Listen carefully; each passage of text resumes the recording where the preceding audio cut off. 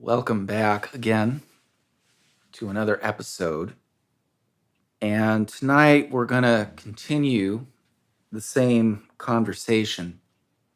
It has to do with my way of looking at the postmodern, my theory of postmodern art, which again is intended to supply a set of tools for discussing postmodern art, understanding its meaning, providing ways to assess it, providing ways to think about whether a particular artwork has been successful or not and why. And just to remind you of the main ideas behind the theory that I'm putting together. And I'm not sure whether, some of the ideas that I'm discussing haven't already been put forward somewhere, but they're ideas that I'm gathering together and will probably just continue to use them just for pragmatic reasons as a way to get into the subject of art and postmodernism. So the main ideas behind my theory is that postmodern art is fundamentally about a communication that occurs between the artist and the person who is experiencing the art. And because of the absence of meta narratives, that is, themes, ideas, ideologies, in general, a background that provides a framework within which an artwork may be understood, does not exist within postmodern society, or is questioned to the extent that we as postmoderns don't automatically attribute some kind of ideological background or some kind of stable meaning to representations. That's another factor in understanding postmodern art.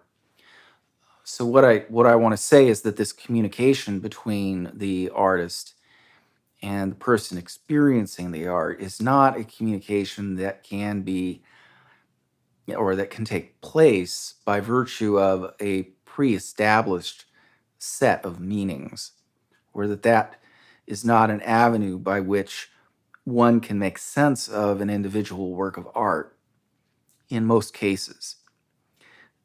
To give a concrete example, in the Middle Ages, religious art was given a more or less stable meaning. There is a framework that was developed through the institution of the church that gave certain artistic, religious images a certain background meaning that's relatively stable, within which the meaning of the artwork can be readily understood by the people who are experiencing it. And that's not to say that there isn't some kind of surplus or something that goes beyond that stable meaning, but those artworks are such that they are created with those meanings in mind, and that the viewers, the people who are experiencing the art, can find their way into the artwork by virtue of those stable meanings. But when it comes to postmodern culture, postmodern art, those background assumptions can't be taken for granted by the artist in creating their artwork.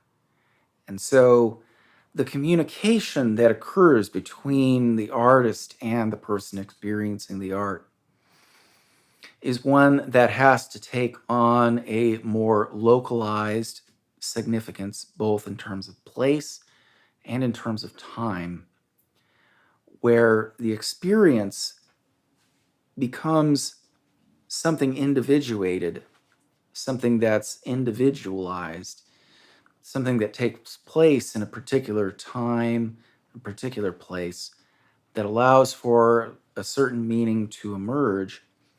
And it's not going to be a meaning that is projected downward in a sense from some already pre-established set of meanings, but it's going to be one that is more developed or revealed or maybe you could say unconcealed once the person begins to interact with a particular artwork through the shared experience of the artist and the person experiencing the artwork. So I think these are some fundamental features about the way that postmodern art can be understood and the conditions under which it can be understood. You know, one of the very big themes that goes into trying to distinguish modern art from postmodern art is that modern art has an aspect to it where it's trying to gesture towards something beyond itself. This is an idea that you can find in Frederick Jameson. It's an idea that also appears in La Coulebarte. And it's simply that the way that modern art is discussed in writers like Kant and in Hegel, the goal of art is, in a certain sense, to try to transcend itself. There's something that art is trying to communicate that's beyond the artwork itself. And for Kant and for Hegel, that could be the sublime. There could be a sublime moment that's gestured towards in the artwork. But part of that gesturing is kind of a ambition that art itself has to become something more than itself, to reveal some kind of truth that goes beyond the aesthetic experience. And Hegel seems to have had the idea that art would end when these larger ideas could become enunciated more clearly through philosophy, so that philosophy could supersede art in the sense that philosophical expressions could do more to enunciate and clarify exactly what, at the time, modern art, which was romantic art, was trying to unconceal, trying to gesture toward, to reveal in a way that goes beyond language or concepts, and that philosophy could, in that sense, do more than art could when it was able to enunciate that absolute that art was gesturing toward. And of course, that doesn't really seem to have happened. The end of art doesn't seem to have taken place. Philosophy doesn't seem to have entered this space where art leaves off, where philosophy becomes becomes capable of enunciating something absolute. Instead, we seem to have entered a picture where modern art, modernism, as it began to develop in the 20th century, became more and more about gesturing toward the sublime. And the sublime seems to have taken on a meaning that made it seem like it's something that more radically transcends the resources of philosophy to enunciate. If you just think about works by people like Kandinsky or any sort of abstract art, or a filmmaker like Fellini, where their work seems to be deeply symbolic. The symbolism is not the point of the artwork, but what the symbolism points to. And what the symbolism is pointing to is something that is inexpressible. And last week I introduced an artist named Malevich, And I think I briefly mentioned his idea that the point of art is to evoke a certain sort of feeling. And certainly the idea is that there's a certain way in which, because what art is able to bring out, to express, to bring to the viewer or the listener or the person experiencing the artwork is something more than can be enunciated, that this is a way in which art can actually surpass not just a discipline like philosophy, which doesn't seem to pose any threat to art, but also science. And that's probably the more important point, because if there is one sector of society that artwork doesn't want to be overtaken by, it's certainly science. And I think a lot of people would probably agree that it is a good thing that art can find its place as being able to express something, do something that science doesn't seem to be able to do. That's the framework that I'd like to introduce for taking another couple of steps forward. And I'd like to return to the example of Marilyn Monroe in the silkscreen piece that was done by Andy Warhol, where you have the four Marilyn Monroes. And I'd like to discuss that piece again with a view to Walter Benjamin's concept of the auratic. So I think an easy way to bring out what he means by the auratic quality in artwork, is to again go back to the example of a medieval piece of artwork that's hanging up in a cathedral. Now, the way in which, for Benjamin, this medieval form of art has a way of attaining an aura, having an auratic quality, that industrial society, or that mass-produced art that comes out of industrial society has lost, is the fact that there is a uniqueness to that artwork.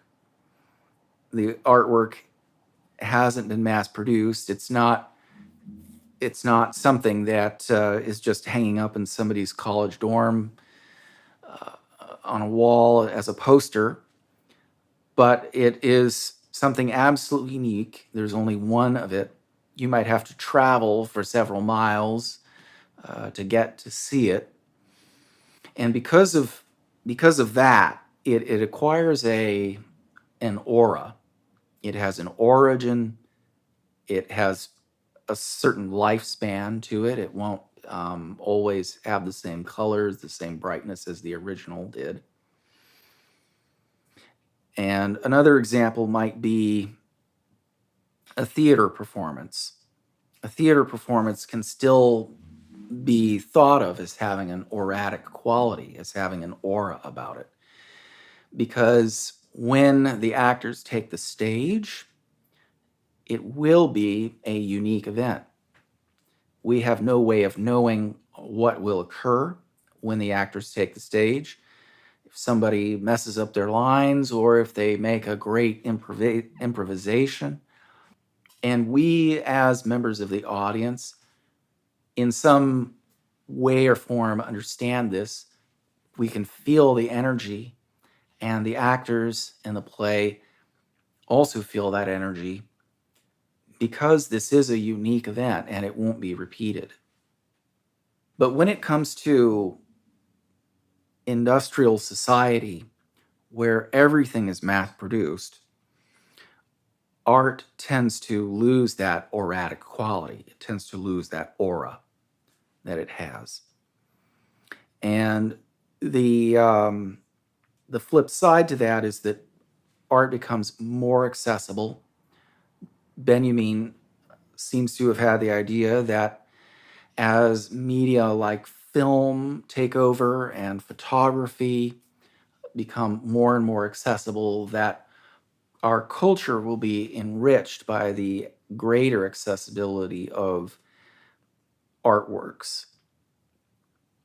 But nevertheless, the point to recognize is that the mass production of artwork and the way in which the commodification of artwork has permeated the production of artwork itself has for Benjamin caused a diminishing of the auratic quality of an artwork.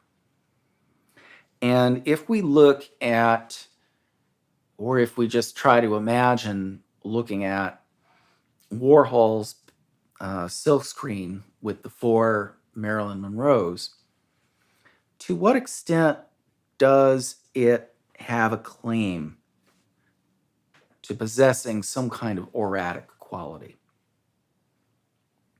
Now, it's interesting that with the repetition of the Marilyns, you can see before you exactly what Benjamin is referring to.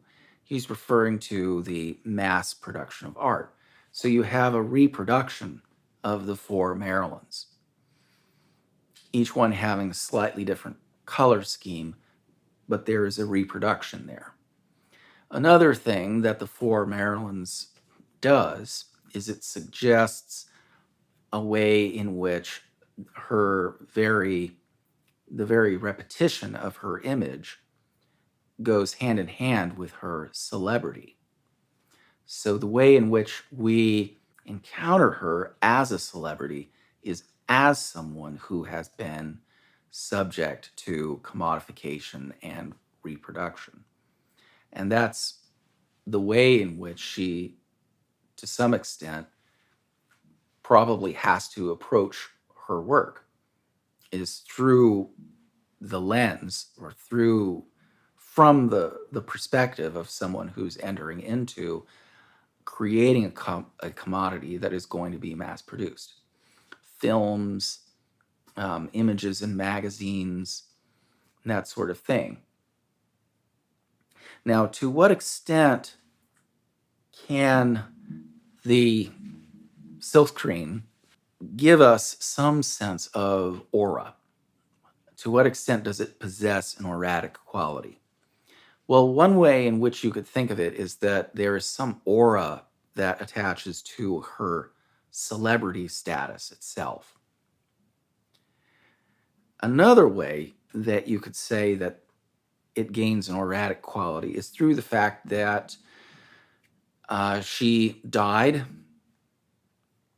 She died while she was still young. And as has occurred with other celebrities, Michael Jackson, Prince, in those cases, their life, their work acquires a certain aura simply by virtue of the fact that it suddenly becomes something that occurred at a moment in time, so that the ongoing repetition of their work, in the sense of there being something new there, has now discontinued. Another sense in which this kind of artwork can acquire an aura would be something like the fact that through the event of their death, through the event that it occurred at a moment in time, there's a certain way in which these works have acquired a nostalgia quality that gives them a certain kind of aura. And you can think of this aura as a kind of sacredness that the artwork comes to have. And these are all ways in which production, in some sense or other, stops, that the ongoing roles of mass production stop, and the very fact that the production of images ceases, or in the case of the artist's death, we're looking back at the artwork as a whole as just one unit that's now frozen in time. It's the very fact that something steps in to stop this ongoing reproduction that I think could be said to reintroduce an element of the sacred into the postmodern. And that, of course, is something that would go against the trend that Benjamin suggests is the trend line for artwork as we move into a society that's more and more involved in mass production. And it also goes against the way that Frederick Jameson, appears to like to discuss postmodern art, which is from the standpoint of art as pastiche. Now, what is a pastiche? Pastiche is an artwork that takes a motif, a recognizable style or set of imagery from an earlier artwork and gives it just a little bit of a twist that makes it contemporary. So if somebody tried to resurrect impressionistic painting and started making impressionistic artworks, there would be a danger that they would not be regarded as a serious artist because they were simply copying something that had already been done.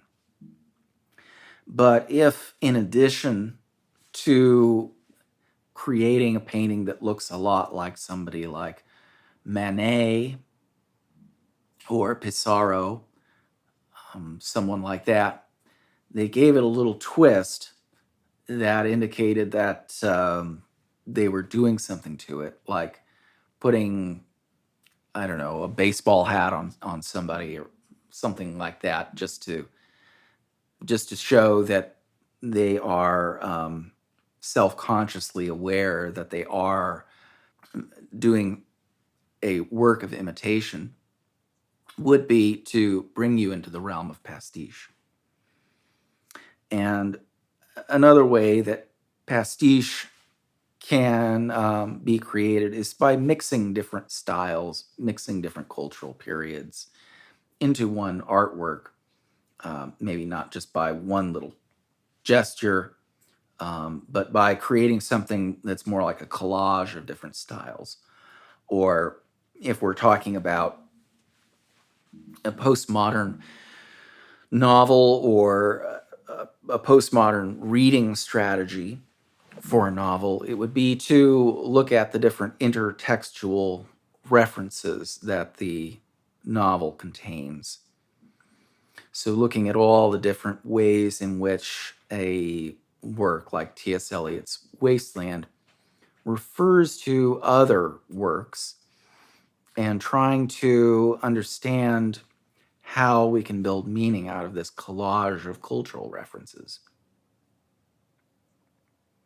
So when it comes to trying to characterize postmodern art as a whole, Jameson kind of gives it a little bit of a bad rap. He seems to work in a much more deflationary mode than the one that I'm trying to do with recovering the sacredness of art.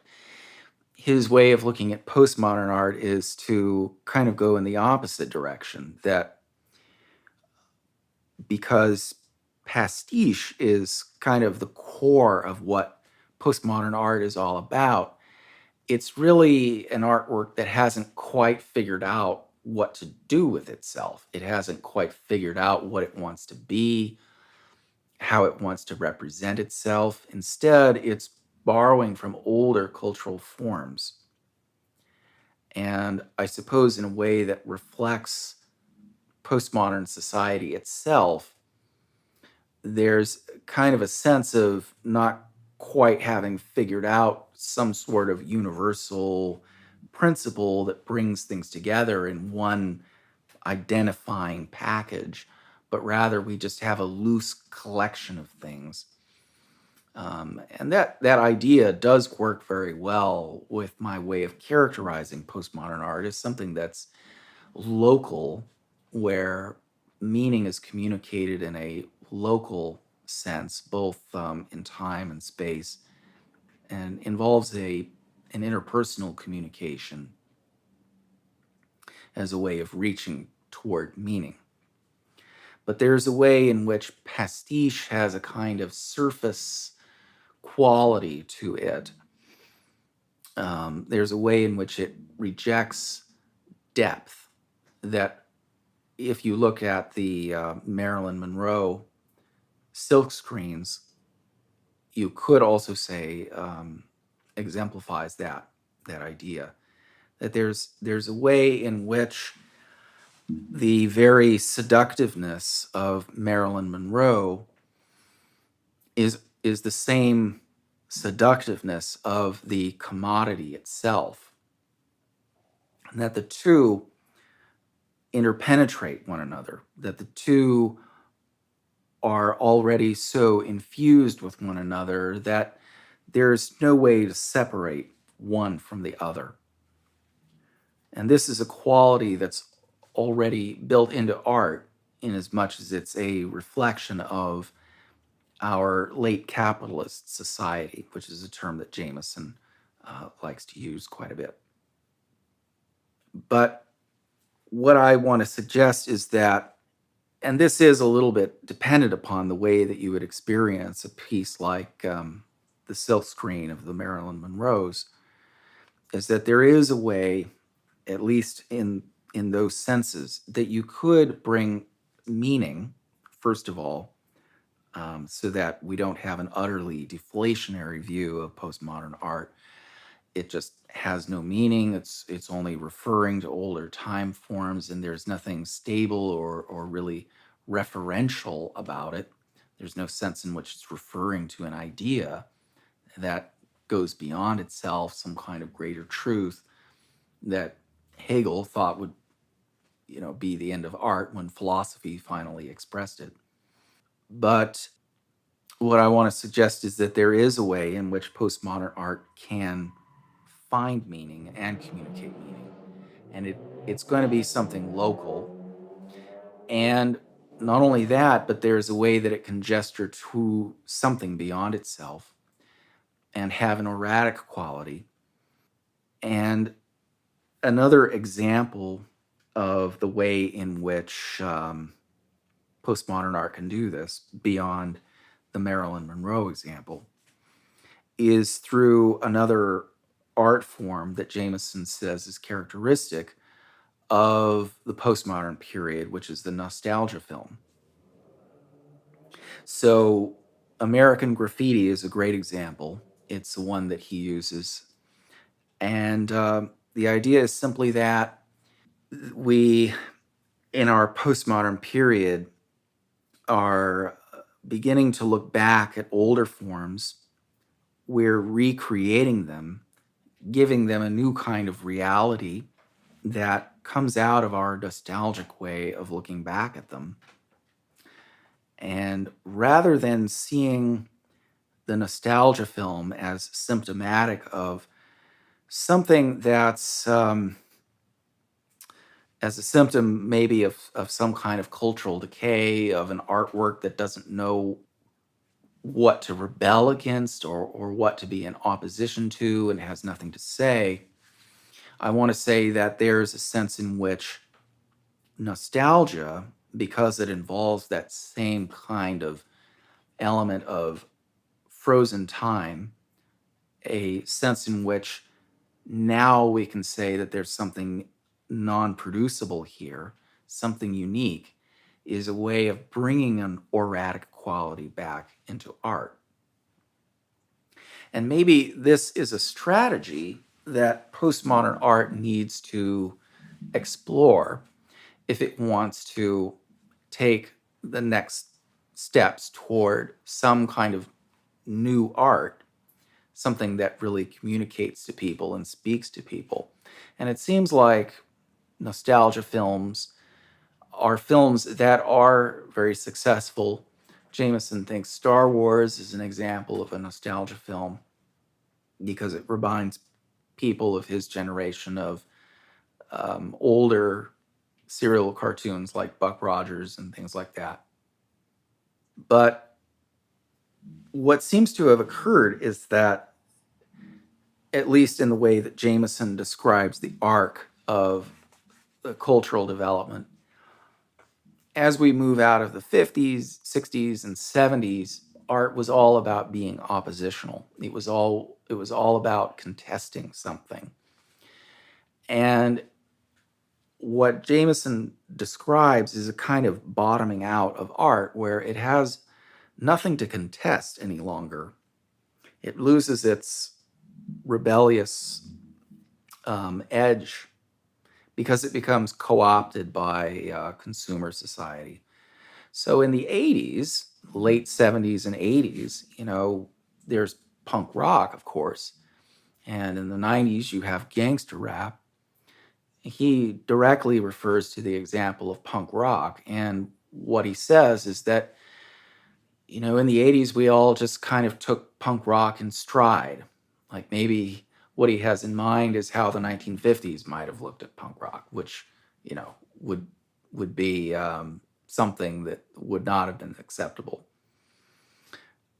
But in the 80s, people took it in stride.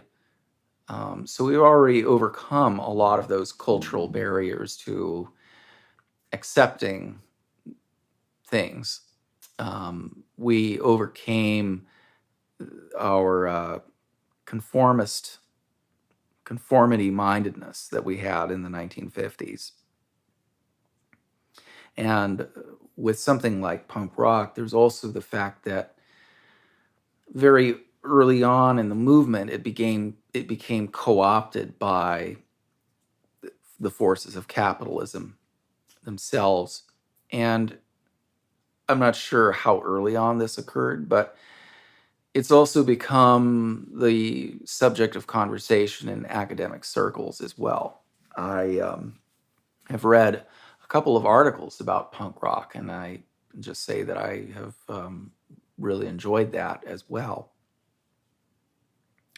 But the nostalgia film can kind of come in a space where art really doesn't know what to do with itself anymore in terms of how it can be oppositional, how it can be a vital force in society, and moving society in a particular direction. If we've come to the end of that phase, then perhaps a new direction that involves a kind of conservatism, that involves a search for relatively stable meaning, is something that art should aspire to. And I realize that in saying that, I'm going against everything that postmodern art is supposed to stand for, and everything that postmodern society is likely to accept. However, what I want to say is that in my characterization of postmodern art, there's a way in which meaning can be communicated under certain circumstances. It may not be in the form of a meta narrative, some sort of universalizing or totalizing idea that brings everything together, but it would be a form of meaning that can be successfully communicated and experienced within the model of a one to one interpersonal communication with the artist. And beyond that, we can even experience something like a sacred feeling that may bring us back to the conservative, stable world of medieval art, even in the silkscreens of something like Marilyn Monroe, because, first of all, she has a celebrity status which enables us to look at her in a certain exalted way, but also the fact that she died while she was young and that that moment will never be repeated. That moment in history will never be repeated.